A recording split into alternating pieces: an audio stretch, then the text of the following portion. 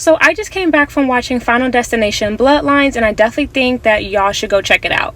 It's pretty gruesome, but you should expect that going into a Final Destinations franchise film. But maybe you haven't seen one of the past films, so just a heads up. But this is one of the better films within the franchise. I've seen about 3, now 4 of the movies within the franchise. I think there's one that I haven't seen yet, but it's been years. They haven't come out with anything in years. But I think this is one of the better ones because it has more of a story. It has more depth than just watching freak accident unalivings. We really get to understand more about what's going on like a spiritual or like metaphysical level.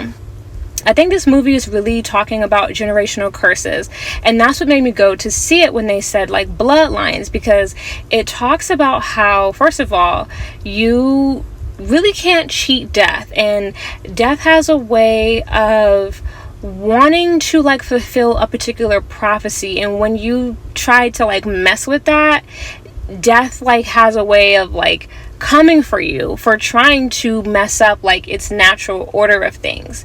So with the grandmother of the film, Iris, I believe, who, we start off with her having like this vision and she stops everything from happening, but then she lives the rest of her life like secluded. She gets exiled from her family. They all think that she's crazy. And on one hand, her gift of sight is a gift, but on another hand, it's a curse because she's able to kind of see within realms. And like this entity, this like it gives demonic entity, has a way of just isolating her from her family. And again, everybody thinks that she's nuts, and she kind of like lives her life like in paranoia and fear, and she passes that down like through her bloodline. Like her daughter ends up getting this spiritual gift, so to say, and she ends up abandoning her family because she notices that she's repeating the cycle of living in fear, and her kids are starting to live in fear too because she's like projecting this fear onto them because she's so afraid of all the ways that they could be unalive. And then this pattern starts with the granddaughter. I honestly forgot her name, sorry, but it starts with like her too, and so she's like having like these dreams, and she goes on like this quest to kind of get to the bottom of things. And of course, like the pattern repeats.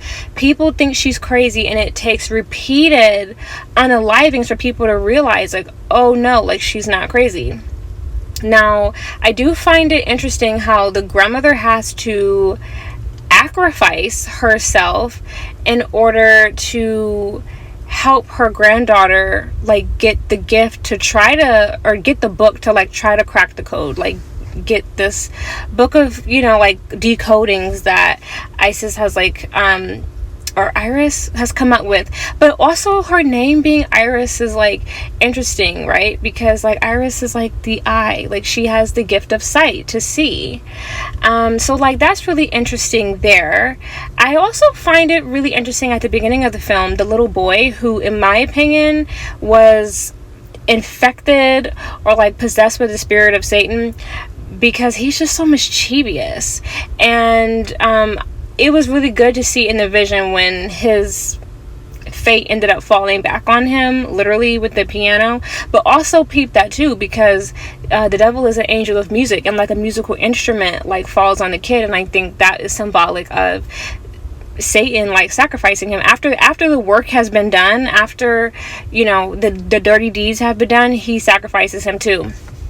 But also, okay, so at the beginning, that kid is like taking pennies from the fountain, and that's important because I've talked to y'all before about the marine kingdom and water spirits, and it is said that you're not supposed to take things off of an altar, or like when you have like those like spiritual shrines, or like a space where like people are putting like offerings on an altar. You're not supposed to take the offerings off. That's known as like bad luck.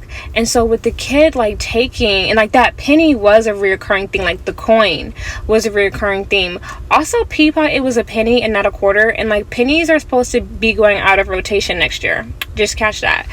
But so the kid is like taking like pennies out of this like fountain, and I think that is just symbolic, like, of maybe those like water spirits were like, not this bitch trying to like take from us. And I think that may just have significance onto like what really like kicked a lot of that shit off. But I don't know, I just think generational curses are super real. Like, notice how the father, like the Asian man, first of all, I was like, they stressing this Asian man out. But like that dad, he didn't really believe in any of it. He didn't want no parts of that shit. And like, it's really sad because if you think about it, he just lost his whole family, like his ex-wife, his children, they're gone now. But death didn't want him. Death didn't want him. And then the other guy, who comes to find out had like a different dad, he ended up being a casualty of trying to stop fate. And this is why it's like an Asian proverb, like, don't get in fate's way. And like, I've even heard this in like the black community, like sometimes, you know, you trying to stop somebody's karma, it's like, no, like, you need to let karma do its thing. You need to let fate do its thing. You need to let nature do its thing. So I think this film, you know, spoke to that adage as well. But it also spoke to the adage of like, if you get a bad feeling about something, like, it's probably for a reason. It's always actually for a reason. Like the night that Isis and like her man, when they even went to like that high up tower, like things just kept happening, and she just kept getting like feelings, like things kept like kind of turning her off. And that is symbolic. Even like for myself, right, like tonight I saw that they had a lobster roll even before I went, because I checked the menu, and I was like, oh, I want a lobster roll, because I've been wanting a lobster roll for the last few days. And when I got to the movie theater, I was like, I bet you this lobster roll isn't going to really be that good. I was like, but I want to try it. It was not that great. I hope I don't get food poisoning, because the lobster, it wasn't horrible, but it didn't taste the freshest. But see what I'm saying? It's like, should listen to my mind, but like, I wanted what I wanted. But yeah, like sometimes like when things don't work out, it's because they're like not supposed to. That's why people say like rejection is protection, because you just never know what's on the other side of something.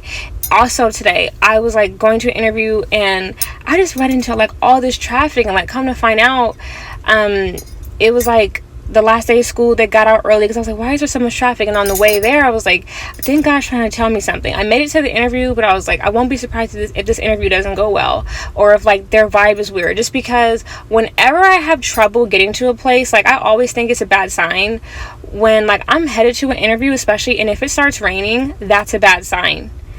I came up with that on my own, because I literally have never been wrong. Every time I go to an interview and it starts raining, when I do make it there, I am always like, this is why you should have turned your ass around. It's just a sign, it's an omen. Signs and symbols are real.